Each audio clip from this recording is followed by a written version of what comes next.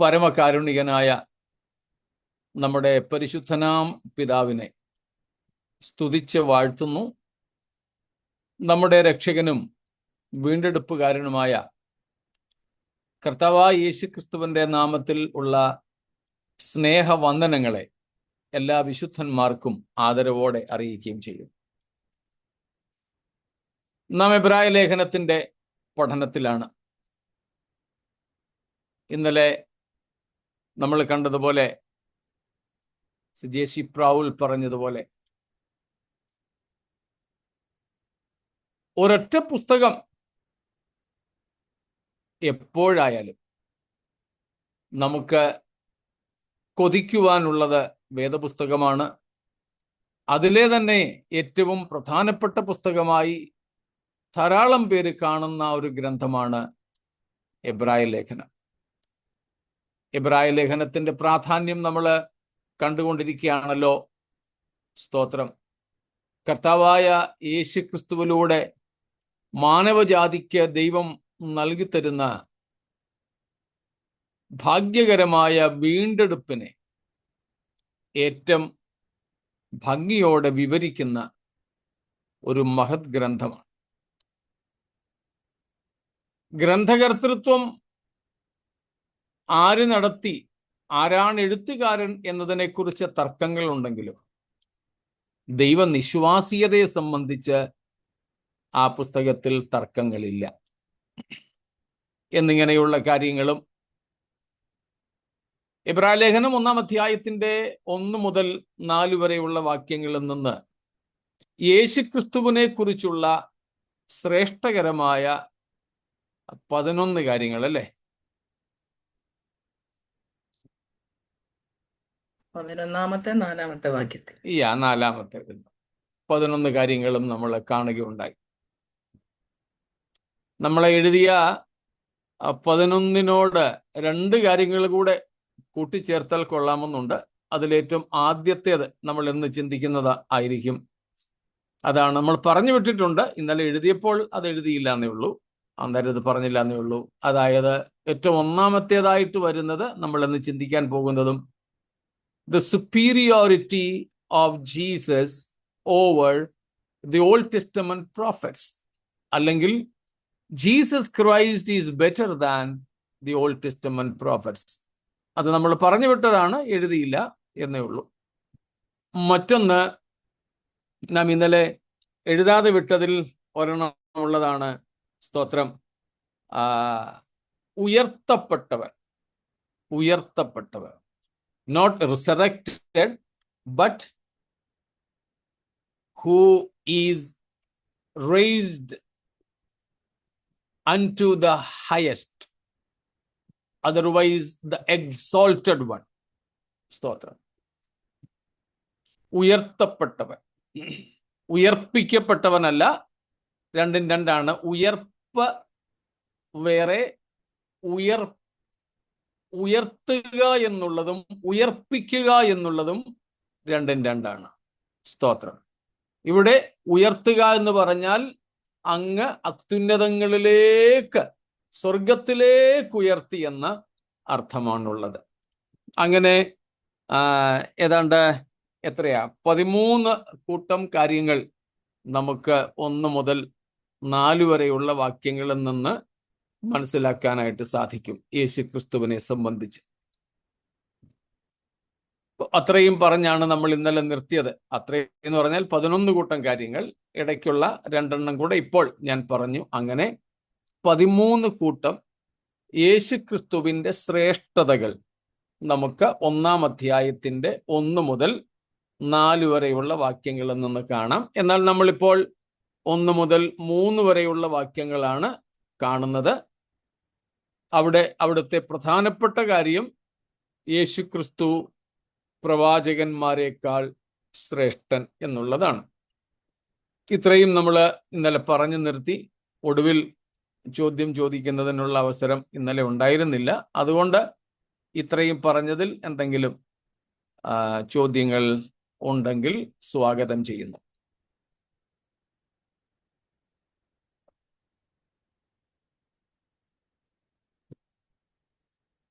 ഒന്നുമില്ലെങ്കിൽ നമുക്ക് ഒന്നും കൂടെ 1, 2, 3 വാക്യങ്ങൾ വായിക്കാം. Long ago, at many times and in many ways, God spoke to our fathers by the prophets. But in these last days, He has spoken to us by His Son, whom He appointed the heir of all things, through whom also He created the world. He is the radiance of the glory of God and the exact imprint of His nature, and He upholds the universe by the word of His power. After making purification for sins, He sat down at the right hand of the Majesty on high. Thank you മോനെ.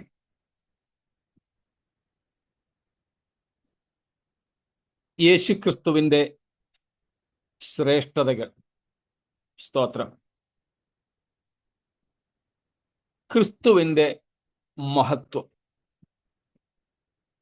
ക്രിസ്തു മാഹാത്മ്യം. സ്തോത്രം. നമ്മൾ വെളിപ്പാട് പുസ്തകം പഠിച്ചപ്പോഴും 1-ാമത്തെ അധ്യായത്തിൽ യോഹന്നാൻ അപ്പോസ്തലൻ വിവരിച്ചത് താൻ കണ്ട യേശുക്രിസ്തുവിന്റെ മഹത്വമായിരുന്നു. സ്തോത്രം. യേശുക്രിസ്തുവിന്റെ മഹത്വീകരിക്കപ്പെട്ട കായപ്രദർശനം, അതാണ് നാം വെളിപ്പാട് പുസ്തകത്തിൽ 1-ാമത്തെ അധ്യായത്തിൽ കണ്ടത്, വിശേഷിച്ച് 11 മുതൽക്ക് 18 വരെ. യേശുക്രിസ്തുവിന്റെ ശരീര അവയവങ്ങളെ സപ്തകായ പ്രദർശനമായിരുന്നു അവിടെ, അല്ലെങ്കിൽ സപ്തവർദ്ധിതമായ മഹത്വത്തോടെ യേശുക്രിസ്തുവിനെ യോഹന്നാൻ കണ്ട കാര്യം വിവരിക്കുകയായിരുന്നു വെളിപ്പാട് പുസ്തകത്തിൽ. ഇവിടെ എബ്രായ ലേഖനത്തിൽ ഉടനീളം നാം കാണുന്നത് അതിൻ്റെ എഴുത്തുകാരൻ കർത്താവായ യേശുക്രിസ്തുവിൻ്റെ അഗമ്യമായ മഹത്വത്തെ, അവർണ്ണനീയമായ മഹത്വത്തെ, അപ്രമാദിത്വത്തെ, സ്തോത്രം, വിവരിക്കുകയാണ്. അങ്ങനെയാണ് ക്രിസ്തു മഹത്വം നിറഞ്ഞു നിൽക്കുന്ന ഈ എബ്രായ ലേഖനം നമുക്ക് ലഭിച്ചത്. അതിൽ ഒന്നാമതായി നാം കാണുന്നു യേശുക്രിസ്തു പഴയ നിയമ പ്രവാചകന്മാരെക്കാൾ ശ്രേഷ്ഠൻ. Praise God. Okay. So we had already learned from the book of Revelation, especially from chapter 1 and verses 11, how Jesus was sevenfold gloriously manifested to John. Otherwise, John was describing the sevenfold glory of Jesus Christ in Revelation 1:11 following. There, that was a physical appearance of Jesus to John, and therefore he was describing the glorious physical appearance of Christ. യേശുക്രിസ്തു വെളിപ്പാട് പുസ്തകത്തിൽ യോഹന്നാന് തൻ്റെ ശരീര അവയവങ്ങളെയാണ് പ്രദർശിപ്പിച്ചത്. തല, തലമുടി, മുഖം, വായ്, കണ്ണ്, കൈകൾ, കാലുകൾ, ഇങ്ങനെ, പിന്നെ യേശുക്രിസ്തുവിൻ്റെ ശബ്ദം, ഇവയെല്ലാം അവിടെ നാം കാണുന്നു. ഇങ്ങനെ യേശുക്രിസ്തുവിൻ്റെ കായപ്രദർശനം, physical manifestation.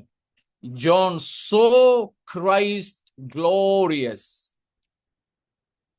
He had seen Jesus in his physical body, and he was leaning to his breasts while Jesus was on earth. But now when he saw him, he fell at his feet as a dead man. യോഹന്നാൻ യേശുവിനെ ശരീരത്തിൽ കണ്ടിട്ടുണ്ട്. യേശുവിൻ്റെ ജീവിതത്തിലെ, മാനുഷ്യ ജീവിതത്തിലെ ഏറ്റവും കാഠിന്യമേറിയ സമയം ആ യേശുവിൻ്റെ മാറോട് ചാരിയിരുന്ന് സ്വകാര്യം പറഞ്ഞ ആളാണ് യോഹന്നാൻ. പക്ഷേ അതേ യോഹന്നാൻ, മാറിൽ ചാരിയിരുന്ന യോഹന്നാൻ, മാറിൽ കിടന്ന യോഹന്നാൻ, മടിയിൽ കിടന്ന യോഹന്നാൻ എന്ന് വേണമെങ്കിൽ പറയാം, ഇപ്പോൾ യേശുവിനെ കണ്ടിട്ട് മരിച്ചവനെ പോലെ അവന്റെ പാദത്തിങ്കിൽ വീണു. അത്രയ്ക്കും സപ്തവർദ്ധിത മഹത്വത്തോടെ യേശുവിനെ കണ്ടു. John saw Jesus. He beheld Jesus in the island of Patmos with sevenfold increased glory. So he fell at his feet. That was a physical appearance, whereas in Hebrews, the writer presents Jesus not exactly in his physical appearance, but in his whole being. Holistically, how glorious is Jesus is the theme the writer of the epistle to Hebrews elaborating here. എന്നാൽ എബ്രായ ലേഖനകർത്താവ് ഇവിടെ യേശുവിൻ്റെ ശരീരത്തെ അല്ല വർണ്ണിക്കുന്നത് യോഹന്നാൻ വെളിപ്പാടിൽ ചെയ്തതുപോലെ. പകരം ആകമാനമായ യേശുവിൻ്റെ ആളത്വത്തിൻ്റെ മഹത്വമാണ് വർണ്ണിക്കുന്നത്. സ്തോത്രം. അതിനെ നമ്മൾ രണ്ടായിട്ട് തരം തിരിച്ച് കണ്ടിരുന്നു. The glory or the majesty or the supremacy or superiority of Jesus' person, as well as the work of Jesus. നമ്മൾ അതിനെ രണ്ടായിട്ട് തരം തിരിച്ച് കണ്ടായിരുന്നു. ഒന്ന്, യേശുവിൻ്റെ ആളത്വത്തിൻ്റെ മഹത്വം. രണ്ട്, യേശുവിൻ്റെ ശുശ്രൂഷയുടെ അല്ലെങ്കിൽ പ്രവൃത്തിയുടെ മഹത്വം. അവൻ ആളത്വത്തിലും മഹാനാണ്, അവൻ പ്രവൃത്തിയിലും മഹാനാണ്. ഈ രണ്ട് കാര്യങ്ങളുമാണ് എബ്രായ ലേഖനകർത്താവ് ഇവിടെ വിവരിക്കുന്നത്. സ്തോത്രം. ഇത്രയും വ്യക്തമാണല്ലോ. Praise God. ഓക്കെ, ഞാൻ എപ്പോഴും പറയുന്നത് പോലെ മലയാളം ശരിക്ക് മനസ്സിലാകാത്തവരും കൂടെ ഉള്ളത് കൊണ്ടാണ് ഇംഗ്ലീഷും കൂടെ പറയുന്നത്. ദയവായി സഹകരിച്ചാലും. അപ്പോൾ യേശുക്രിസ്തു ഒന്നാമതായിട്ട് ഇവിടെ അവതരിപ്പിക്കപ്പെടുന്നത്, ഇവിടെ നമ്മുടെ മുമ്പിൽ വരച്ചു കാണിക്കപ്പെടുന്നത് പഴയ നിയമ പ്രവാചകന്മാരെക്കാൾ വലിയവൻ എന്നാണ്. സ്തോത്രം. ഏത് വിഷയത്തിലാണ്? നേരിട്ട് പറഞ്ഞാൽ, in revealing the father, Jesus is superior to, or Jesus is better than the Old Testament prophets. പിതാവിനെ വെളിപ്പെടുത്തുന്നതിലാണ് ഇവിടുത്തെ ശ്രേഷ്ഠത. പിതാവിനെ വെളിപ്പെടുത്തുന്നതിൽ, ഇൻ റിവീലിംഗ് ദ ഫാദർ. സ്തോത്രം. കാരണം പ്രവാചകന്മാരെല്ലാവരും കൂടെ നോക്കിയിട്ടും എന്ന് പറയുന്നത് ശരിയല്ല, പ്രവാചകന്മാരിൽ എല്ലാവരിലും കൂടെയും ദൈവം തന്നെ പൂർണ്ണമായും ജനത്തിന് വെളിപ്പെടുത്തിയിരുന്നില്ല. സ്തോത്രം. നമുക്ക് പ്രവാചക ഗ്രന്ഥങ്ങൾ തന്നെ 17 ഉണ്ട്. സ്തോത്രം. യെശയ്യാവ് തൊട്ട് മലാഖി വരെയുള്ള പ്രവാചകന്മാര് തന്നെ നമുക്ക് 17 17 പ്രവചന പുസ്തകങ്ങളാണ് പഴയ നിയമത്തിൽ. Almost 17 prophetical books we have in the Old Testament. Otherwise, almost 17 writing prophets. എഴുതിയ തങ്ങളുടെ പ്രവചനങ്ങളെ എഴുതി വെച്ച പ്രവാചകന്മാര് തന്നെ 17ഓളം ഉണ്ട് നമുക്ക്.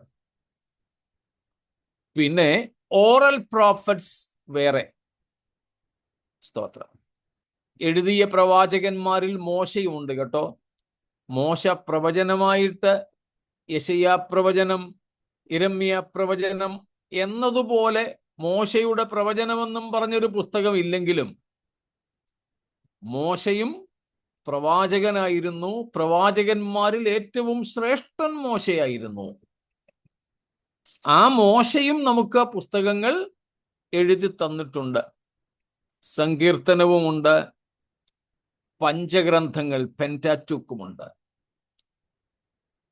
എന്നാൽ പ്രവചന ഗ്രന്ഥം എന്ന നിലയിൽ ഇല്ല എന്ന് മാത്രമേ ഉള്ളൂ. അപ്പോൾ റൈറ്റിംഗ് പ്രോഫറ്റ്സിൽ നമുക്ക് മോശയെയും കൂടെ ഉൾപ്പെടുത്താം. Even David was a prophet.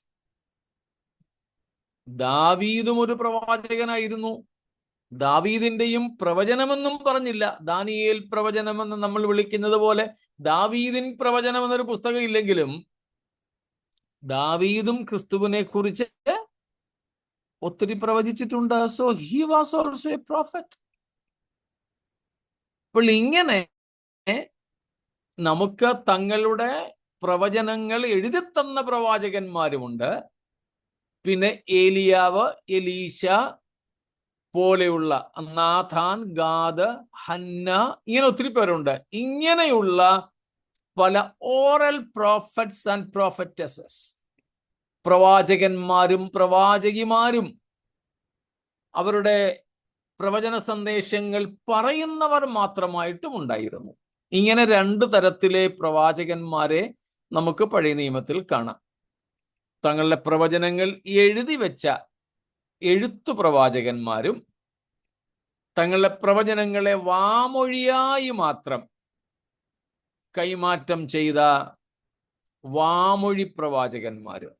So writing prophets and oral prophets we have in the Old Testament. You may be knowing the first recorded prophet. വേദപുസ്തകം ഏറ്റവും ആദ്യം പ്രവാചകൻ എന്ന് വിളിക്കുന്ന പ്രവാചകൻ ആരാണെന്ന് നിങ്ങൾക്കറിയാമല്ലോ.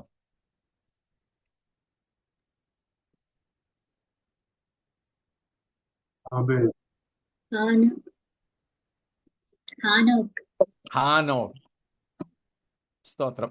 ആദാം മുതൽ 7ാമനായ ഹാനോക്കും എന്ന് പറഞ്ഞുകൊണ്ട് യൂദ തന്റെ ലേഖനത്തിൽ പറയുന്നുണ്ട്. അപ്പോൾ he is the first recorded prophet in the Bible.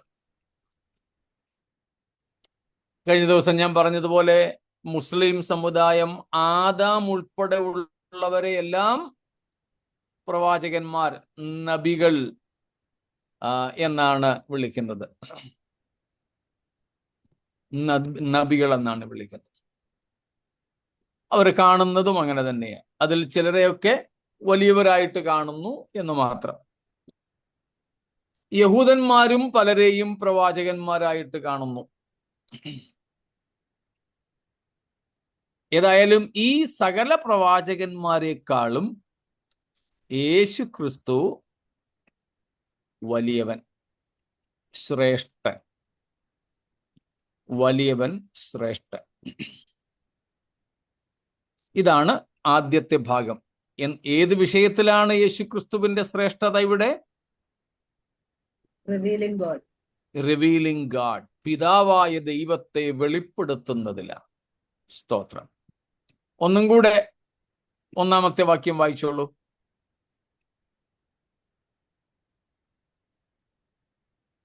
Long ago, at many times and in many ways, God spoke to our fathers by the prophets.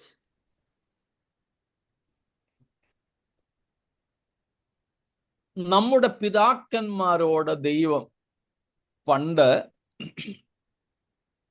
ഭാഗം ഭാഗമായും വിവിധമായും അരുളി ചെയ്തു.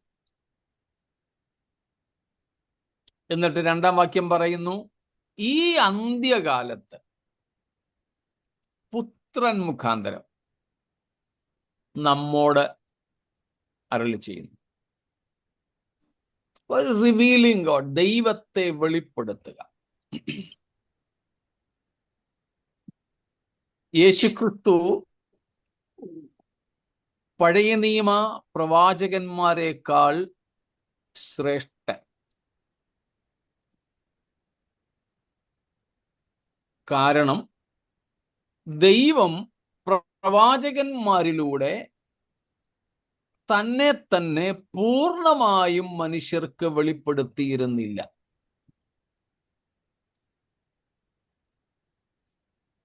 ഇവിടെ നമ്മൾ കാണുന്നു വിവിധമായും ഭാഗം ഭാഗമായും വിവിധമായും. നമ്മളതിന് ആദ്യത്തെ ദിവസം തന്നെ കാണുകയുണ്ടായി. ആദ്യത്തെ 4 വാക്യങ്ങൾ ഗ്രീക്ക് ഭാഷയിലെ തന്നെ ഏറ്റവും ശ്രേഷ്ഠമേറിയ ക്ലാസിക്കൽ ഗ്രീക്കിലാണ്. വളരെ ഔന്നത്യമുള്ള സാഹിത്യത്തിലാണ് എഴുതിയിരിക്കുന്നത്. അതിന് ചിലരൊക്കെ പറയാറുണ്ട്, യേശുക്രിസ്തുവിന്റെ ഇത്ര വലിയ മഹത്വത്തെക്കുറിച്ച് വർണ്ണിക്കുമ്പോൾ എഴുത്തുകാരന് അത് വളരെ ക്ലാസിക്കലായിട്ട് തന്നെ, അത് ഏറ്റവും വിശിഷ്ട നിലയിൽ തന്നെ ഭാഷയും ഉപയോഗിച്ച് അവതരിപ്പിക്കണമെന്ന് തോന്നിയെന്ന്. അതെന്തുവാകട്ടെ, ഭാഷയ്ക്ക് അതിൻ്റെ സൗന്ദര്യമുണ്ട്. നമുക്കറിയാമല്ലോ, ചില പ്രസംഗകരൊക്കെ പ്രസംഗിക്കുന്നത് കേട്ടാൽ നമ്മളിങ്ങനെ ശ്വാസം അടക്കി പിടിച്ച് കേട്ടിരിക്കും. ഭാഷയുടെ പ്രയോഗമാണ്.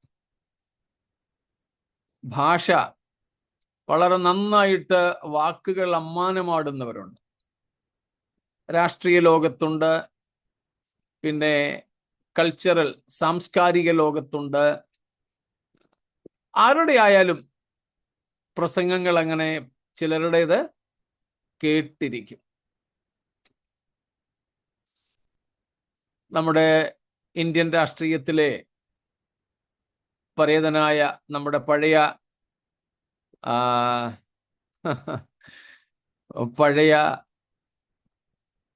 നമ്മുടെ പ്രധാനമന്ത്രി അടൽ ബിഹാരി വാജ്പേയി, കേരളത്തിലെ പരേതനായ ഡോക്ടർ സുകുമാർ അഴീക്കോട് എന്നിങ്ങനെയൊക്കെയുള്ള രാഷ്ട്രീയ സാംസ്കാരിക പ്രഭാഷകന്മാർ രാഷ്ട്രീയ ഭേദം കൂടാതെ ശ്രോതാക്കളെ തങ്ങളിലേക്ക് വലിച്ചടുപ്പിക്കാറുണ്ടായിരുന്ന പ്രഭാഷകരാണ്. നമ്മുടെ ബൈബിളിൽ നമുക്കറിയാമല്ലോ, ഏറ്റവും ഇലക്വന്റ് ആയിട്ടുള്ള പ്രഭാഷകൻ, ഏറ്റവും വാക്ചാതുര്യമുള്ള പ്രസംഗകൻ ആരായിരുന്നുവെന്ന്?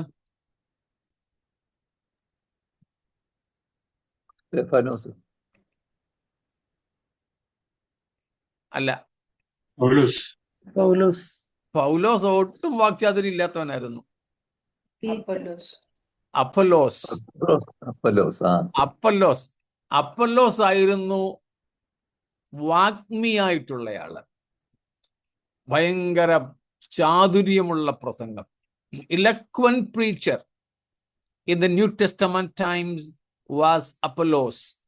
പൗലോസ് 2 കൊരിന്ത്യർ ലേഖനത്തിൽ 7-ാം അധ്യായത്തിലും 10-ാം അധ്യായത്തിലും ഒക്കെ പൗലോസ് അക്കാര്യം പറയുന്നുണ്ട്.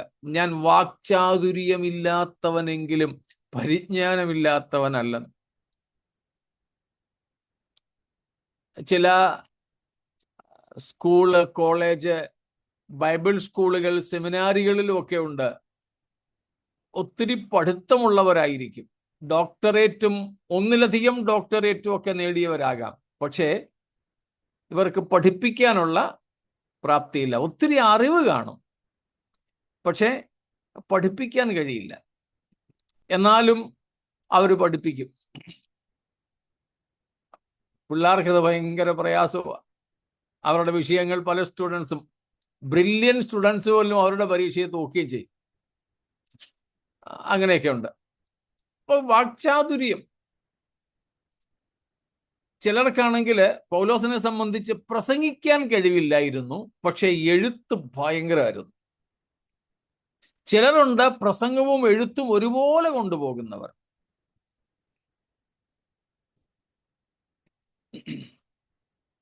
പോകട്ടെ, ഇവിടുത്തെ ഭാഷയെപ്പറ്റിയാ പറഞ്ഞ്.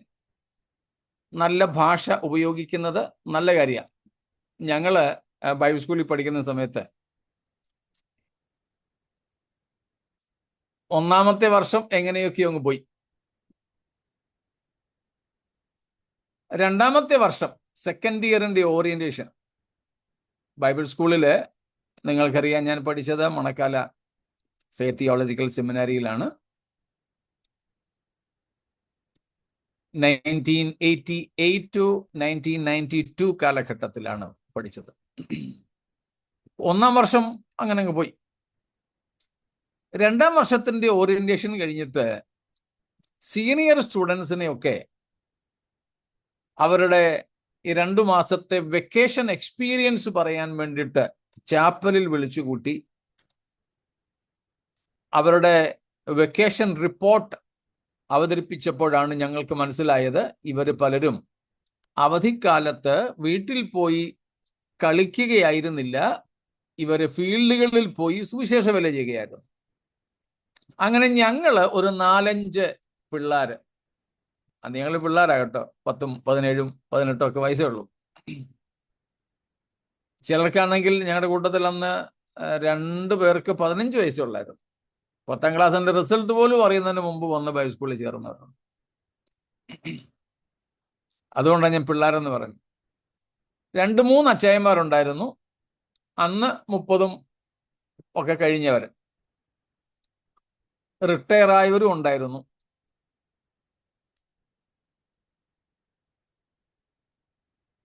അപ്പൊ ഞങ്ങള് 4-5 പിള്ളേര് കൂടി തീരുമാനിച്ചു, എന്നാ പിന്നെ ഇവരൊക്കെ വന്ന് റിപ്പോർട്ട് അവതരിപ്പിച്ചതുപോലെ നമുക്കും കിട്ടുന്ന അവധി സമയത്തൊക്കെ, ഫൈനൽ ആനുവൽ വെക്കേഷന് വേണ്ടി കാത്തിരിക്കേണ്ട, ഓണത്തിന്റെ അവധിയുണ്ട്, സെമസ്റ്റർ വെക്കേഷൻ ഉണ്ട്, ക്രിസ്മസ് വെക്കേഷൻ ഉണ്ട്, അങ്ങനെയൊക്കെ കിട്ടുന്ന സമയത്തൊക്കെ നമുക്കും എവിടെയെങ്കിലുമൊക്കെ പോയി എന്തെങ്കിലുമൊക്കെ ചെയ്യാം. അങ്ങനെ ഞങ്ങൾ 4-5 പിള്ളേര് അങ്ങ് ഇറങ്ങി പോവായിരുന്നു ഔട്ട്റീച്ച് ഒക്കെ നടത്താൻ. വർഷയോഗമൊക്കെ നടത്തും, പ്രസംഗവും പാട്ടും എല്ലാം ഞങ്ങൾ തന്നെയാണ്. ഞങ്ങൾ 4-5 പേരുണ്ട്. അപ്പൊ ഈ പ്രസംഗിക്കുന്നതിൻ്റെ ഇടയിൽ ഞങ്ങള് പരസ്പരം ഒരു കാര്യം കൂടി ചെയ്യുമായിരുന്നു. നല്ല ഭാഷയിൽ പ്രസംഗിക്കാൻ ശ്രമിക്കണം. ഭാഷാശൈലിയിൽ എന്തെങ്കിലും അപാകതകൾ ഉണ്ടെങ്കിൽ പ്രസംഗത്തിന് ശേഷം ഞങ്ങള് വൈകുന്നേരം വിശ്രമിക്കുമ്പോൾ പരസ്പരം ഇവാലുവേറ്റ് ചെയ്യും. തമ്മിൽ ഞങ്ങള് വിലയിരുത്തൽ നടത്തുമായിരുന്നു. അപ്പം ഇന്ന പദം തെറ്റായി, ഇന്ന പ്രയോഗം തെറ്റായി, അങ്ങനെയൊക്കെ ഞങ്ങള് അക്കാലത്ത് ശ്രമിക്കാറുണ്ടായിരുന്നു. പറഞ്ഞു വന്നതിന്റെ സാരം, കേൾവിക്കാർക്ക് മനസ്സിലാകുന്ന ഭാഷ അപ്പോൾ തന്നെ ആവോളം നല്ല ഘടനയിൽ അവതരിപ്പിക്കുക എന്നത് ഒരു സാധാരണ പ്രസംഗകന്റെ കടമയാണ്. പ്രത്യേകിച്ച് പരസ്യമായിട്ടൊക്കെ പ്രസംഗിക്കുമ്പോൾ. ഇവിടെയും ലേഖകൻ അതുപോലെ തന്നെ ഇത്ര ശ്രേഷ്ഠനായ ക്രിസ്തുവിന്റെ ഇത്ര വലിയ നിസ്തുലതയെ അവതരിപ്പിക്കുമ്പോൾ അതിന് തക്ക ഭാഷാപ്രയോഗവും കൂടെ നടത്തുവാൻ തീരുമാനിച്ചെങ്കിൽ തെറ്റില്ലെന്നാണ് ഈ പറഞ്ഞു വന്നത്. സ്തോത്രം. അപ്പോൾ അവിടെ അങ്ങനെ അദ്ദേഹം ഉപയോഗിച്ച സിംഗിൾ ഒറ്റ വാക്കുകളാണ്.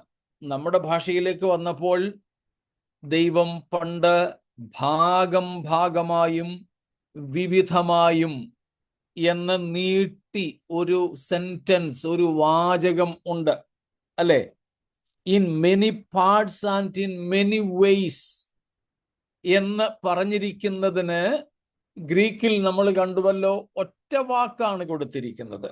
ഒരേപോലെയുള്ള അക്രോസ്റ്റിക് ആയിട്ടുള്ള സ്ട്രക്ചർ, പ്രാസം ഒപ്പിച്ചുകൊണ്ട് കൊടുത്തിരിക്കുകയാണ്. സ്തോത്രം.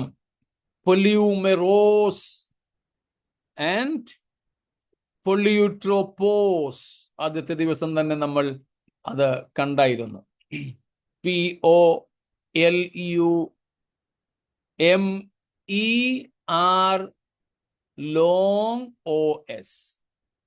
ഓക്കെ, പൊലിയൂമെറോസ്, POLUMER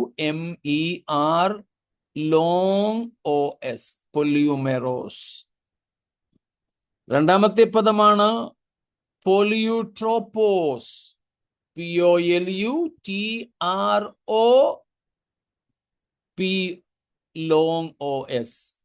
പൊലിയൂട്രോപ്പോസ്. ഈ രണ്ട് പദങ്ങളാണ് നമുക്ക് in many parts and in many ways, ഭാഗമായിട്ടും വിവിധമായിട്ടുമെന്ന് തർജ്ജമ ചെയ്ത് കിട്ടിയിരിക്കുന്നത്.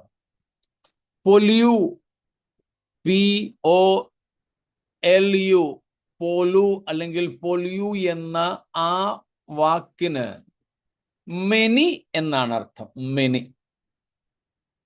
സ്തോത്രം.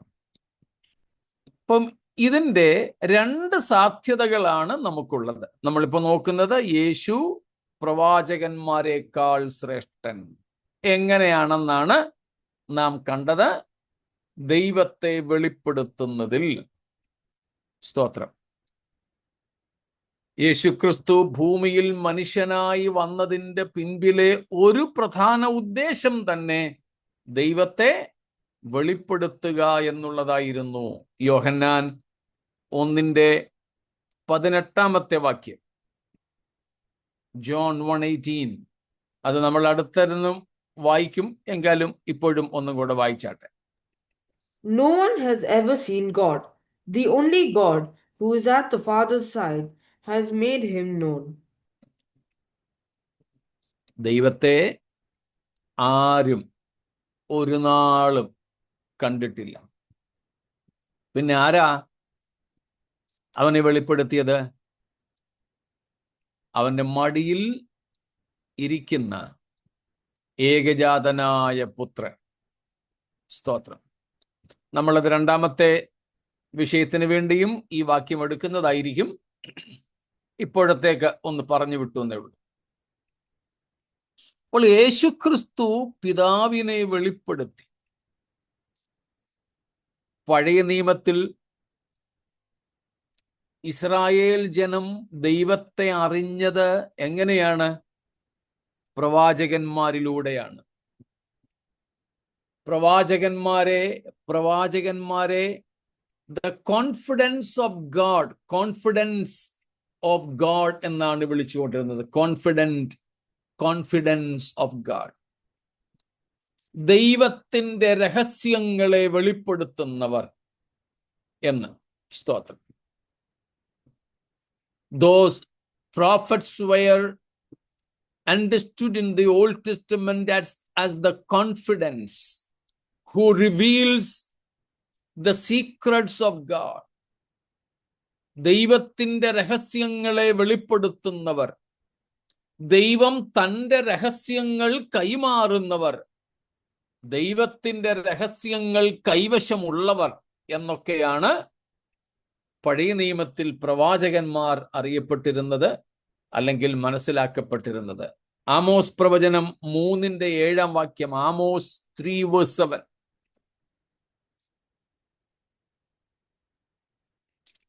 For the Lord God does nothing without revealing his secret to his servants, the prophets. സ്തോത്രം. യഹോവയായ ദൈവം എന്ത് ചെയ്യത്തില്ലെന്നാ? തന്റെ രഹസ്യങ്ങളെ തന്റെ പ്രവാചകന്മാർക്ക് വെളിപ്പെടുത്താതെ ഒന്നും ചെയ്യില്ല. സ്തോത്രം. God will not do anything without revealing those secrets unto his prophets. സ്തോത്രം. കഴിഞ്ഞ ദിവസവും നമ്മുടെ ഇടയിൽ തന്നെയാണെന്ന് എനിക്ക് ഓർമ്മ. ഉൽപ്പത്തി പുസ്തകം 18-ാമത്തെ അധ്യായത്തിൽ 3 അതിഥികൾ അബ്രഹാമിന്റെ അടുക്കൽ ചെല്ലുന്നു. അബ്രഹാം അവരെ സൽക്കരിക്കുന്നു. കാര്യങ്ങളൊക്കെ നമുക്കറിയാം. എന്നിട്ട് അബ്രഹാം അവരെ യാത്ര അയച്ചു. പക്ഷെ ഈ 3 പേരിൽ സോതോമിലെത്തിയത് 2 പേർ മാത്രം. ഒരാൾ അബ്രഹാമിനോട് സംസാരിച്ചുകൊണ്ട് അവിടെ തന്നെ നിന്നു. എന്നിട്ട് ദൈവം അബ്രഹാമിനോട് പറയുന്ന കാര്യമുണ്ട്, ഞാൻ ചെയ്യുവാൻ ഇരിക്കുന്നത് അബ്രഹാമിനോട് മറച്ചു വെക്കുമോ? സ്തോത്രം. ഇല്ല. നമുക്കറിയാം, വേദപുസ്തകത്തിൽ മരിച്ചവരെ ഉയർപ്പിച്ച 2ാമത്തെ വ്യക്തി ആരാണെന്ന്, അല്ലേ? The second person to raise the dead in the biblical history.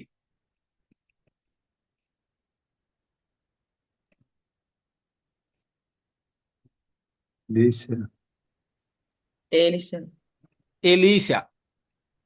സ്തോത്രം. പഴയ നിയമത്തിൽ 3 പേർ മരിച്ചിട്ട് ഉയർത്തിട്ടുണ്ട്.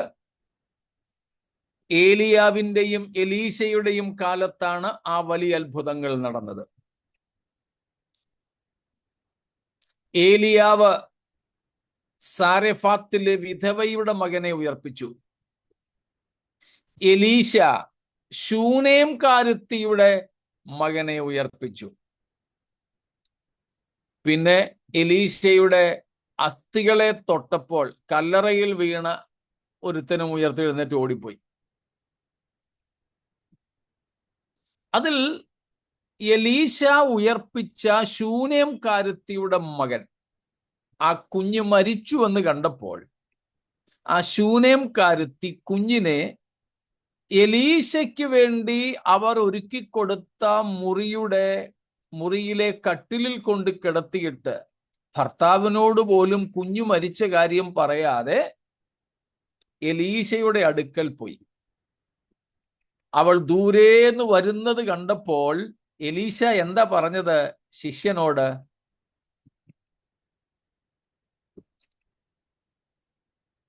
ദൈവം എന്നോട് മറച്ചു വച്ചു, ഇവൾക്ക് എന്തോ അപകടം സംഭവിച്ചിട്ടുണ്ട്, പക്ഷേ ദൈവം അത് എന്നോട് മറച്ചു വെച്ചു. സാധാരണ അങ്ങനെ ചെയ്യുന്നതല്ല ദൈവം. തൻ്റെ പ്രവാചകന്മാരോട് അറിയിക്കാതെ ദൈവം ഒന്നും ചെയ്യാറില്ല. സ്തോത്രം. അപ്പോൾ പഴയ നിയമത്തിൽ പ്രവാചകന്മാർ അറിയപ്പെട്ടിരുന്നത്, കണക്കാക്കപ്പെട്ടിരുന്നത് ദൈവത്തിൻ്റെ രഹസ്യങ്ങളെ സൂക്ഷിക്കുന്നവരെന്നായിരുന്നു. സ്തോത്രം. നാം 25-ാം സങ്കീർത്തനത്തിൽ വായിക്കുന്നുണ്ട്, യഹോവയുടെ സഖിത്വം അവന്റെ ഭക്തന്മാർക്കുണ്ടാകും. ആ സഖിത്വം എന്നുള്ളതിന് ചില ഇംഗ്ലീഷ് വേർഷൻസിൽ കൊടുത്തിരിക്കുന്നത് ദ സീക്രട്സ് ഓഫ് യാഹുവേ എന്ന. സ്തോത്രം.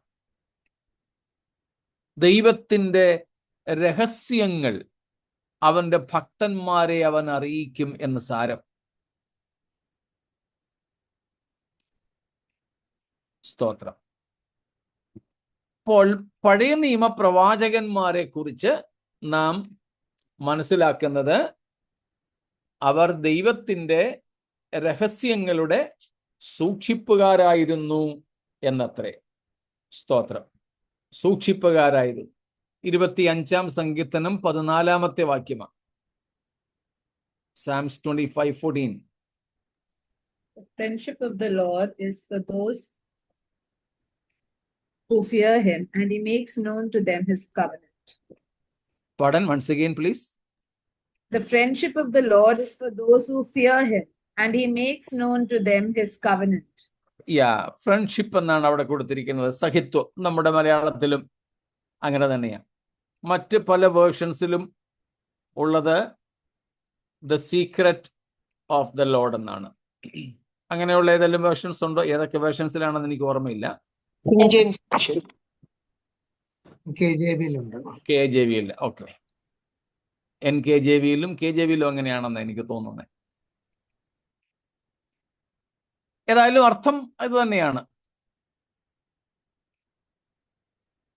സ്തോത്രം.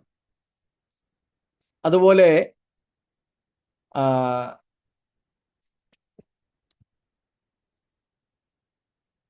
ദൈവത്തിന്റെ മനസാക്ഷി സൂക്ഷിപ്പുകാരെന്നൊക്കെ നമുക്ക് ഈ പ്രവാചകന്മാരെ മനസ്സിലാക്കാം.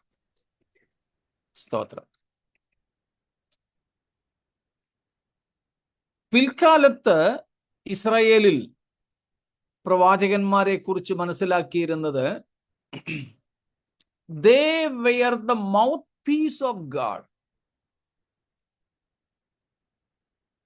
They were the instruments of God. Prophets were just God's mouth, God's voice. ദൈവത്തിന്റെ വായായി, ദൈവത്തിന്റെ ശബ്ദമായി പ്രവാചകന്മാരെ ദൈവം ഉപയോഗിച്ചു. ഉപകരണങ്ങളെ പോലെ ദൈവം അവരെ ഉപയോഗിച്ചു. പഴയ നിയമ പ്രവാചകന്മാരെ കുറിച്ചൊക്കെ ആദിമ നൂറ്റാണ്ടുകളിൽ ആൾക്കാർ മനസ്സിലാക്കിയിരുന്നത്, കരുതിയിരുന്നത്, just as a musician uses the musical instrument, when a well-versed musician uses that instrument, it produces tunes, sounds. In the same way, lifeless men, ordinary people, when God made use of them, they spoke. That was because of the chief musician who was using them just as instruments. ജീവനില്ലാത്ത വാദ്യ ഉപകരണങ്ങൾ വിദഗ്ധനായ ഒരു വാദ്യോപകരണം ഉപയോഗിക്കുന്നയാളിന്റെ, സംഗീതജ്ഞന്റെ കൈകളിലെത്തിയാൽ അതിൽ നിന്നും ഏറെ മനോഹരമായ ഗാനങ്ങൾ, ശബ്ദങ്ങൾ, രാഗങ്ങൾ പുറപ്പെടുന്നത് പോലെ ദൈവം പ്രവാചകന്മാരെ ഉപയോഗിക്കുമായിരുന്നുവെന്ന്.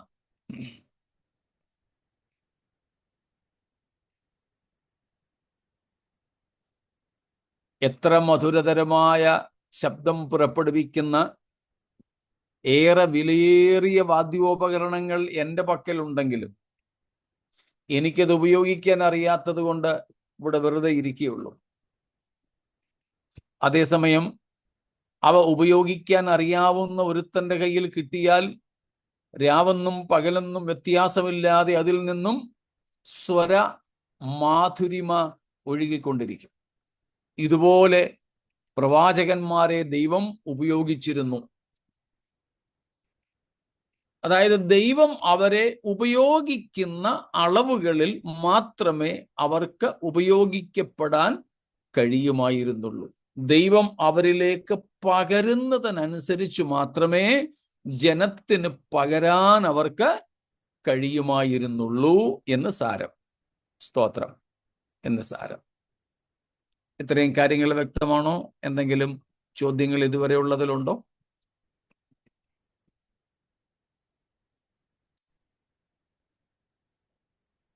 ഇല്ലെങ്കിൽ നമുക്ക് വീണ്ടും മുൻപോട്ട് പോകാം. അപ്പോൾ ദൈവത്തിൻ്റെ വെളിപ്പാട് ഇങ്ങനെ വിവിധമായും ഭാഗമായും വിവിധമായും പ്രവാചകന്മാരിലൂടെ നൽകി എന്ന് പറയുന്നതിന് രണ്ട് അർത്ഥങ്ങൾ ഉള്ളതായിട്ടാണ് വേദപഠിതാക്കൾ പറയുന്നത്. ആ രണ്ടർത്ഥങ്ങളെ നമുക്കൊന്ന് നോക്കാം. അതിൽ ഒന്നാമത്തെ അർത്ഥം എന്ന് പറയുന്നത് ഓരോ കാലഘട്ടത്തിനും അനുസരിച്ച് വ്യത്യസ്തമായ രീതികളിലാണ് ദൈവം പ്രവാചകന്മാരിലൂടെ സംസാരിച്ചു കൊണ്ടിരുന്നത്. Just as we read here, in diverse manner. So God used these prophets diversely in accordance with the need of the hour, according to the need of that particular people. ആ പ്രത്യേക സമയത്തെ പ്രവാചകൻ ആരോട് സംസാരിച്ചുവോ ആ ജനത്തിന്റെ ആവശ്യമനുസരിച്ച് അവർക്ക് മനസ്സിലാക്കാൻ കഴിയുന്ന ഭാഷയിൽ ഈ ഉപയോഗിക്കപ്പെട്ട പ്രവാചകന്റെയും പരിധികളിൽ നിന്നുകൊണ്ട് ദൈവം അവരോട് സംസാരിച്ചു. And they were in fragments. They were in fragments. അത് കഷണമായിട്ടാണ് ദൈവം അവർക്ക് കൊടുത്തത്, മൊത്തമായിട്ടല്ല, അല്പാൽപമായി, കുറേശ്ശെ വെളിപ്പെടുത്തിക്കൊണ്ടിരുന്നു. മൊത്തമായിട്ട് അങ്ങോട്ട് വെളിപ്പെടുത്തിയില്ല, അല്പാൽപമായി ദൈവത്തെ വെളിപ്പെടുത്തി. In fragments God revealed himself to the people through the prophets in diverse manners that was fitting to the prophets as well as the people. And secondly, God revealed himself in fragments. അല്പാൽപമായി, ഭാഗമായി മാത്രമാണ് പ്രവാചകന്മാരിലൂടെ ദൈവം തന്നെ വെളിപ്പെടുത്തിയത്. അതുകൊണ്ട് ആ പഴയ നിയമത്തിൽ ഓരോ പ്രവാചകന്മാരും ഓരോ വിഷയങ്ങളെ കുറിച്ചൊക്കെ പ്രവചിച്ചത്. ചിലർ ദൈവത്തിന്റെ ക്രോധത്തെക്കുറിച്ച്, ചിലർ ദൈവത്തിന്റെ സ്നേഹത്തെക്കുറിച്ച്,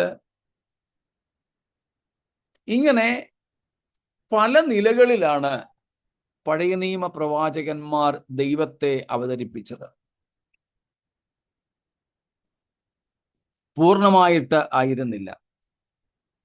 ആമോസ് പ്രവാചകൻ നീതിയെക്കുറിച്ച്, സോഷ്യൽ ജസ്റ്റിസിനെ കുറിച്ച്, സാമൂഹിക നീതിയെക്കുറിച്ച്, എത്തിക്സിനെ കുറിച്ച്, നീതിശാസ്ത്രത്തെക്കുറിച്ചൊക്കെയാ പ്രസംഗിച്ചതും പ്രവചിച്ചതും. ഇങ്ങനെ പല പ്രവാചകന്മാർ പല നിലകളിൽ ഭാഗികമായുള്ള വെളിപ്പാടുകൾ ജനവുമായിട്ട് പങ്കുവയ്ക്കുകയായിരുന്നു ചെയ്തത്. സ്തോത്രം.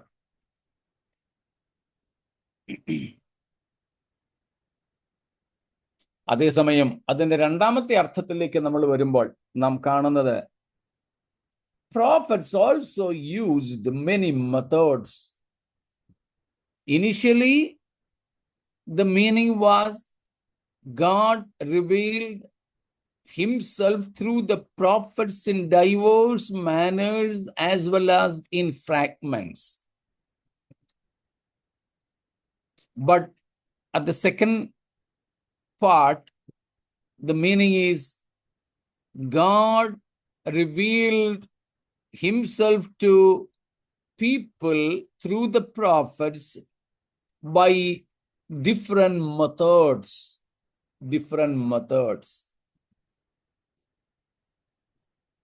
അപ്പോൾ ഒന്നാമത്തെ വാക്യത്തിന്റെ അർത്ഥം രണ്ട് ഭാഗങ്ങളായിട്ടാണ് നമ്മൾ തിരിച്ച് ചിന്തിച്ചത്. ഒന്നാമത് ദൈവം തന്നെ ഭാഗികമായി വെളിപ്പെടുത്തി. രണ്ടാമത്തെ അർത്ഥം പല മാധ്യമങ്ങളിലൂടെ, പല രീതികളിൽ ദൈവം തന്നെ വെളിപ്പെടുത്തി. ചിലർ പ്രസംഗമായിരുന്നു, ചില പ്രവാചകന്മാർ പ്രസംഗിച്ചു. എന്നാൽ ചില പ്രവാചകന്മാർ പ്രസംഗിക്കുകയോ പ്രവചിക്കുകയായിരുന്നില്ല. അവര് ഒരു ഡ്രാമ കാണിക്കുന്നത് പോലെ ദൈവത്തിന് അവരോടുള്ള സന്ദേശം ആക്ഷനിലൂടെ കാണിച്ചു.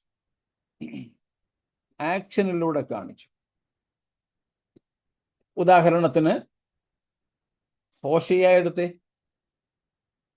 ഹോശേയ വായിക്കണ്ട, നമ്മൾ പറഞ്ഞത്. ഹോശേയ എന്താ പ്രവചിച്ചത്? The long suffering of God, the repeated rebellion of the people.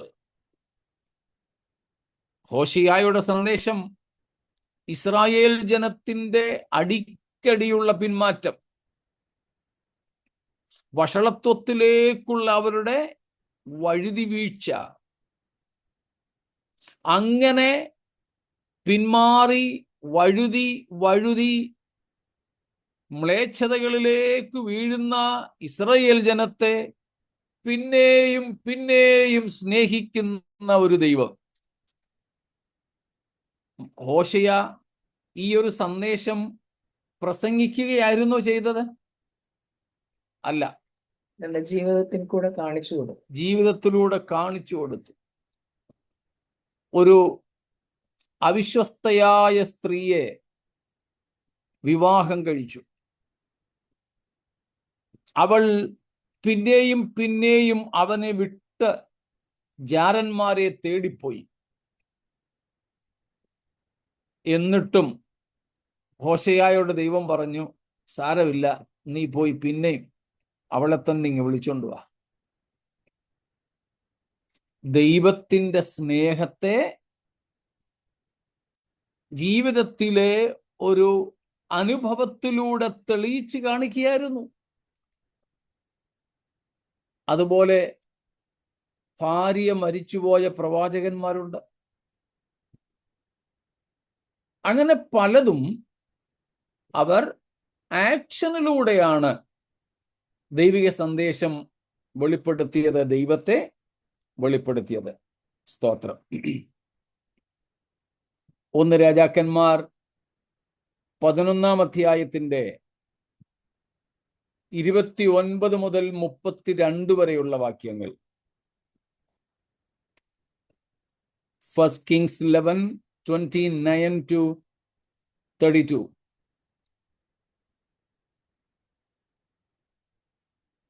Just ഒന്ന് വായിച്ചു വേണമെങ്കിൽ.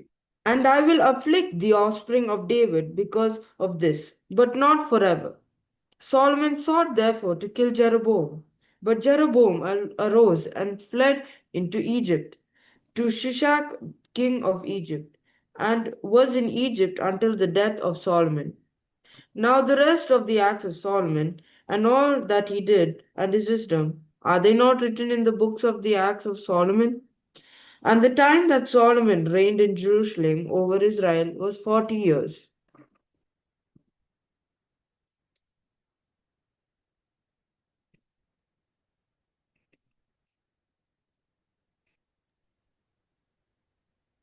At that time, when Jeroboam went out of Jerusalem, the prophet Ahijah the Shilonite found him on the road.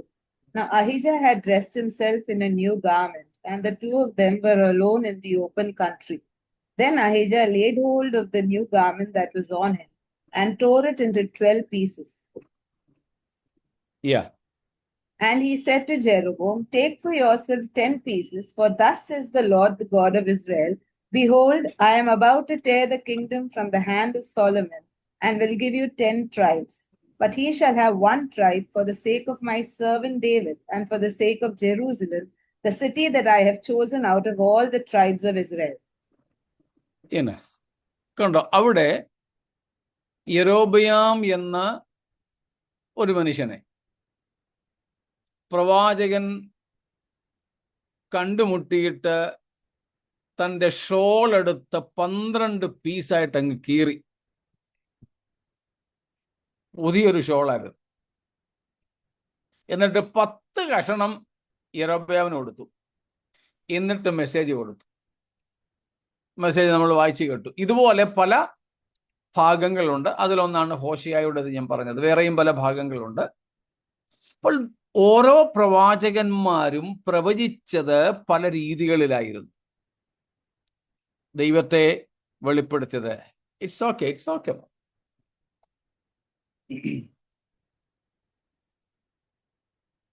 സ്തോത്രം. അപ്പം ഓരോ പ്രവാചകന്മാരുടെയും പ്രവചന രീതി വ്യത്യസ്തമായിരുന്നു. അങ്ങനെ വ്യത്യസ്തമായ രീതികളിൽ using different methods as we have seen. അപ്പോൾ ഇങ്ങനെയാണ് പഴയ നിയമ പ്രവാചകന്മാർ ദൈവത്തെ വെളിപ്പെടുത്തിയത്. ദൈവത്തെ വെളിപ്പെടുത്തുന്ന പറഞ്ഞാൽ ദൈവത്തിന്റെ സ്വഭാവം വെളിപ്പെടുത്തിയത്, ദൈവത്തിന്റെ ഇഷ്ടാനിഷ്ടങ്ങൾ വെളിപ്പെടുത്തിയത്, likes and dislikes of God, God's will, God's purpose, God's message, God's characteristics, അതൊക്കെ ഇങ്ങനെ പല രീതികളിലാണ് വെളിപ്പെടുത്തിയത്. സ്തോത്രം. എന്നാൽ അടുത്തത് മൊത്തം പറയാൻ നമുക്കിപ്പോൾ നേരെ ഇല്ലാത്തത് കൊണ്ട് ജസ്റ്റ് ഒന്ന് തൊട്ടുവിടുന്നു. ബാക്കി കർത്താവിന്റെ വരവ് താമസിച്ചാൽ നമുക്ക് നാളെ ചിന്തിക്കാം. യേശുക്രിസ്തു എങ്ങനെയാണ് ദൈവത്തെ വെളിപ്പെടുത്തിയത്? ഈ പ്രവാചകന്മാർ ചെയ്തതുപോലെ, അല്ലെങ്കിൽ അവരിലൂടെ ദൈവം വെളിപ്പെടുത്തിയതുപോലെ ഭാഗികമായ വെളിപ്പാടുകളായിരുന്നുവോ? Fragmentary and partial revelations? No. And what methods Jesus used? സ്തോത്രം. അവിടുത്തെ ഒരു പ്രധാനപ്പെട്ട കാര്യം, സ്തോത്രം, Jesus revealed God by being himself. So beautiful. A commentator says, Jesus revealed God by being himself. ദൈവത്തിന്റെ ഏജന്റന്മാരായി പഴയ നിയമ പ്രവാചകന്മാർ അല്പമായി മാത്രം ദൈവത്തെ അറിഞ്ഞത്, അല്പമായി മാത്രം വെളിപ്പെടുത്തിയപ്പോൾ യേശുക്രിസ്തു ദൈവത്തെ എങ്ങനെയാ വെളിപ്പെടുത്തിയത്? താൻ തന്നെ ദൈവമായിരുന്നു കൊണ്ട് ദൈവത്തെ വെളിപ്പെടുത്തി. സ്തോത്രം. Jesus revealed God by being himself God. സ്തോത്രം. വ്യത്യാസം കണ്ടോ? പ്രവാചകന്മാർക്ക് ആർക്കെങ്കിലും അങ്ങനെ ചെയ്യാൻ പറ്റുമായിരുന്നുവോ? ഒരു തെളിവ്, ഒരു ഉദാഹരണം. പ്രവാചകന്മാരെല്ലാവരും പറഞ്ഞു, thus says the Lord, യഹോവയായ ദൈവം ഇപ്രകാരം അരുളി ചെയ്യുന്നു, ഇപ്രകാരം അരുളി ചെയ്യുന്നു. എന്നാൽ യേശു എന്താ പറഞ്ഞത്? ഞാനോ നിങ്ങളോട് പറയുന്നത്. See the difference. ബാക്കി കാര്യമുണ്ട്. അവിടേക്ക് നമുക്ക് കർത്താവിന്റെ വരവ് താമസിച്ച നാളെ എത്താം. സ്തോത്രം. ആമേൻ, ആമേൻ. ഞാൻ നിങ്ങളോട് പറയുന്നു, ഞാനോ നിങ്ങളോട് പറയുന്നത് എന്ന് വെച്ചാൽ, പഴയ നിയമത്തിൽ പ്രവാചകന്മാർക്ക് ഞാൻ പറയുന്നെന്ന് പറയാൻ പറ്റില്ലായിരുന്നു. കാരണം അവർ ദൈവത്തെ വെളിപ്പെടുത്തുന്ന കേവല മാധ്യമങ്ങൾ മാത്രമായിരുന്നു. എന്നാൽ യേശു പുതിയ നിയമത്തിൽ ദൈവത്തെ വെളിപ്പെടുത്തിയത് കേവലം ദൈവത്തെ വെളിപ്പെടുത്തുന്ന ഒരു പ്രവാചകനായിട്ടല്ല, പകരം ദൈവമായി തന്നെ ജനത്തിന്റെ മുമ്പിൽ വന്നു നിന്നുകൊണ്ട് തന്നെ അവർക്ക് പ്രദർശിപ്പിക്കുകയായിരുന്നു. സ്തോത്രം. അതുകൊണ്ടാണ് നമ്മൾ കുറെ നാളുകൾക്ക് മുമ്പ് തിരുവട്ടാർ കൃഷ്ണൻകുട്ടി എന്ന പ്രഭാഷകന്റെ വാക്കുകളെ കടമെടുത്തു പറഞ്ഞത്, ലോകത്തിൽ ജീവനില്ലാത്ത കുറെ ദൈവങ്ങൾ, ജീവനില്ലാത്ത ദൈവങ്ങൾക്കൊക്കെ ജീവനില്ലാത്ത പ്രതിമകൾ. എന്നാൽ ജീവനുള്ള ഒരു ദൈവം. ആ ദൈവത്തിന് പ്രതിമയുണ്ടോ? ഉണ്ട്. ആ പ്രതിമയ്ക്ക് ജീവനുണ്ടോ? ഉണ്ട്. സ്തോത്രം. കൊലോഷ്യൻസ് 1:15, കൊലോസർ 1:15 സ്തോത്രം. അവൻ ജീവനുള്ള ദൈവത്തിന്റെ പ്രതിമയും. സ്തോത്രം. അപ്പോൾ യേശു ജീവനുള്ള ഏക ദൈവത്തിന്റെ ജീവനുള്ള പ്രതിമയായി ആ ദൈവത്തെ വെളിപ്പെടുത്തി. സ്തോത്രം. ഞാനും പിതാവും ഒന്നാകുന്നു എന്ന് പറയത്തക്കതുപോലെ. സ്തോത്രം. ക്രിസ്തു ദൈവത്തെ വെളിപ്പെടുത്തിയപ്പോൾ ആ വെളിപ്പാട് പ്രവാചകന്മാരുടെ വെളിപ്പാടിനേക്കാൾ നിസ്തുലമായിരുന്നു. അതുകൊണ്ടാണ് മുസ്ലിം സ്നേഹിതരും യേശുവിനെ ഒരു പ്രവാചകൻ എന്ന് മാത്രം വിളിക്കുമ്പോൾ, സ്തോത്രം, തിരുവെഴുത്ത് പറയുന്നത് യേശു കേവലം പ്രവാചകനല്ല, പ്രവാചകന്മാരിലും ശ്രേഷ്ഠൻ. പ്രവാചക ശ്രേഷ്ഠനായ മോശയേക്കാൾ അവൻ ശ്രേഷ്ഠൻ. സ്തോത്രം. ഏതൊരു പ്രവാചകനേക്കാളും ശ്രേഷ്ഠനായ പ്രവാചകനാണ്. സ്തോത്രം. യേശു എന്ന് പലരും പറഞ്ഞു. പലരും യേശുവിനെ മനസ്സിലാക്കി തുടങ്ങിയതും പ്രവാചകനെന്നും പറഞ്ഞുകൊണ്ട്. ശമരിയക്കാരത്തെയും പറഞ്ഞത്, ആദ്യം പറഞ്ഞു നീ ഒരു യഹൂദൻ, പിന്നെ യജമാനനെ സാറേ എന്ന് വിളിച്ചു, പിന്നെ നീ പ്രവാചകനെന്ന് ഞാൻ കാണുന്നു എന്ന് പറഞ്ഞു, ഒടുവിൽ പറഞ്ഞു വരുവാനുള്ള മശിഹ നീ തന്നെ. സ്തോത്രം. കണ്ടോ ആ പ്രോഗ്രസീവ് റെവലേഷൻ? സ്തോത്രം. അങ്ങനെ ക്രിസ്തു എന്ന ജീവനുള്ള ദൈവത്തിന്റെ ജീവനുള്ള പ്രതിമയിലൂടെ നമുക്ക് ദൈവത്തെ അറിയാൻ, കാണാൻ, ആ ദൈവവുമായി ബന്ധപ്പെടാൻ ഭാഗ്യം ലഭിച്ചല്ലോ. ദൈവത്തിന് സ്തോത്രം. ആ ക്രിസ്തുവിനെ നമുക്ക് സൂക്ഷിച്ചെന്ന് നോക്കാൻ, ശ്രദ്ധിച്ചെന്ന് നോക്കാൻ, അവന്റെ കാൽച്ചുവടുകളെ പിൻഗമിപ്പാൻ ഈ വചനങ്ങളാൽ ദൈവം നമ്മെ അനുഗ്രഹിക്കട്ടെ. അത് ക്രിസ്തുവിനോടൊപ്പമുള്ള നിത്യതയ്ക്കായി കാരണമാകട്ടെ. ക്രൂശിൽ മരിച്ച് ഉയർത്തെഴുന്നേറ്റ് മഹത്വത്തിൽ നിന്നും ജീവിക്കുന്ന, വേഗം തേജസ്സോടെ വരുന്ന കർത്താവിനെ എതിരേൽക്കുവാൻ ഈ വചനങ്ങൾ നമുക്ക് മുഖാന്തരങ്ങളായി തീരട്ടെ. ദൈവത്തിന്